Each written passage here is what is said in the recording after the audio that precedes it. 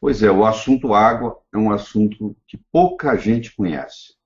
Eu até me recuso a ficar discutindo água, porque geralmente quem entende da parte biofísica não entende da parte médica. Quem entende da parte médica não entende da parte biofísica. E fica parecendo uma torre de Babel. Né? Eu só quero dizer para vocês que para montar essa palestra e montar a minha apresentação, que está gravada em DVD, eu li 16 livros de água, de capa a capa. Praticamente tudo que é importante que tem na literatura sobre água, tem livro lá com quase 700 páginas, eu me dei o luxo de ler de capa a capa e poder entender isso tudo. Então, vocês vão ver com o decorrer da apresentação que eu tenho um conhecimento profundo sobre o assunto. Mas eu quero começar com uma frase de Sócrates. Sócrates dizia: saúde não é tudo, mas tudo é nada sem saúde. Saúde não é tudo, mas tudo é nada sem saúde. Eu acho que a maior riqueza que nós podemos ter é ter saúde. O nosso foco aqui não é especificamente em nenhuma doença, o nosso foco aqui é em prevenção da saúde. E para prevenir essa saúde, nós temos que, alguma coisa importante que nós temos que estudar é a água. Porque a água, além de ser o mais abundante substância no corpo, o nosso corpo em torno de 70%, na média, é feito de água, a água não é só um hidratante, como se pensava. A água também faz hidrólise. E como ela faz hidrólise, hoje ela separa as coisas, ela deixou de ser só um hidratante e passou a ser um nutriente. Então nós podemos dizer que é o mais abundante nutriente existente no corpo humano. Portanto, na faculdade de medicina devia ser a primeira aula, já que é o mais importante, mais abundante nutriente no corpo. É a primeira aula que devia ter sobre água. Pois é, mas não é o que ocorre. O médico estuda 6 anos e ele não tem, pelo menos eu não tive, nenhuma aula sobre água. Absolutamente zero. Então o médico entra e sai ignorante com relação à água. E aí cria toda essa polêmica, porque nunca deram valor, por que agora alguém vem falar que pode resolver? Eu gostaria de citar um autor falecido, infelizmente, foi a maior autoridade que o mundo já teve em água. O nome dele era Mu-Shik Jeon. Mu-Shik Jeon, Dr. Mu-Shik Jeon, ele era da Coreia do Sul e ele escreveu inúmeros trabalhos, mais de 300 trabalhos sobre água. Você tem uma ideia. Publicados, trabalhos científicos. E ele escreveu um livro sobre água hexagonal, que nós vamos discutir nessa apresentação aqui, mostrando a importância da estrutura da água hexagonal na saúde. E no livro dele, que eu tenho, ele tem 25 páginas só de referências bibliográficas, referências científicas.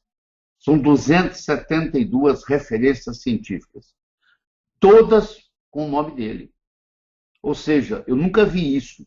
Um livro onde tem 25 páginas de referência sobre água, e essas 25 páginas compondo 272 referências científicas sobre água, e todos os trabalhos têm um nome dele. Ou ele é o primeiro autor, ou ele é o segundo, ou ele é o último, mas o fato é que as 272 referências são dele. Então, um indivíduo que publicou mais de 300 artigos científicos sobre água, e dedicou 40 anos da vida dele sobre a água, ele deve saber o que ele está falando, né? Não pode se comparar a um engenheiro da Sabesp que distribui água, que quer entender de água e fala que isso não existe. Então vai procurar.